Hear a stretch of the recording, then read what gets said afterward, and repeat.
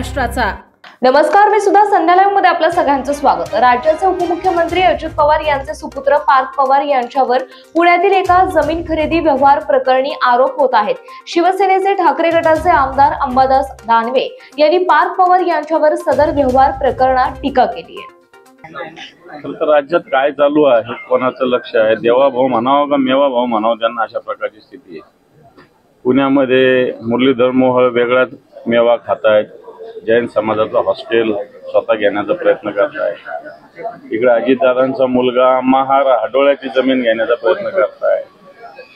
एकीकडे अशा पद्धतीनं हा महाराष्ट्राचा एक लूट मार करण्याचा एक प्रकार या महाराष्ट्रात चालू आहे। पुण्यात तो सगळ्यात मोठ्या प्रमाणावर चालू आहे आणि म्हणून जी पुण्याची कोरेगाव सारख्या भागात असलेली शहरातली मुख्य एरियातली जमीन 40 एकर जमीन महार हडोळ्याची जमीन जी एका उद्दिष्टासाठी राखीव असताना ती जमीन एखादी कंपनी घेती काय?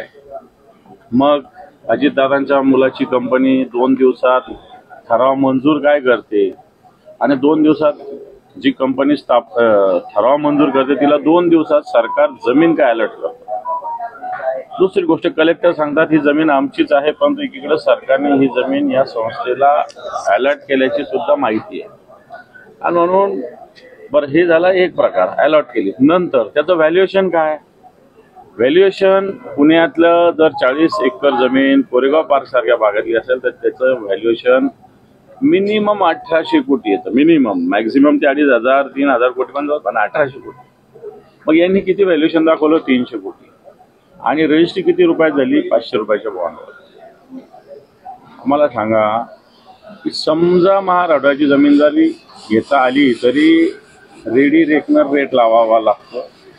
याने जर जमीन केली तर त्याला 75% नजराना भरावा लागतो।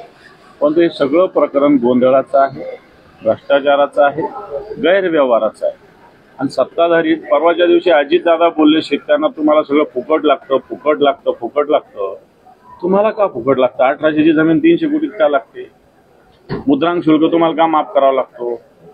शेतकऱ्याच्या 1,00,000-1.5 लाखासाठी तुम्ही फुकट लागतं म्हणता आणि तुम्ही 1800 कोटीची सगळ्यात महत्वाचं कोणती जागा भूसंपादन झालेली रेअर केस असते जी वापस देणं, परत देणं। पहिली गोष्ट तर असं जागाच परत देतात नाही। जर असं जर झालं असेल तर मला असं वाटतं महाराष्ट्रातले अनेक लोक आपली जागा परत मागतील, कारण अनेक प्रकल्पासाठी जागा संपादित झालेल्या आहे। रस्त्यासाठी, विविध सिंचनाचे प्रकल्प असते त्याच्यासाठी, कोणी शॉपिंग कॉम्प्लेक्ससाठी, कोणी वेगवेगळ्या जागेसाठी, एज्युकेशन झोन, असे अनेक प्रकल्प भूसंपादित झालेले असतात। परंतु मूळ मालकाला हे परत देणं अतिशय दुर्मिळ बाब असते आणि ही बाब कोरेगाव पार्क सारख्या अतिशय महत्वाच्या भागात पुण्यात घडली।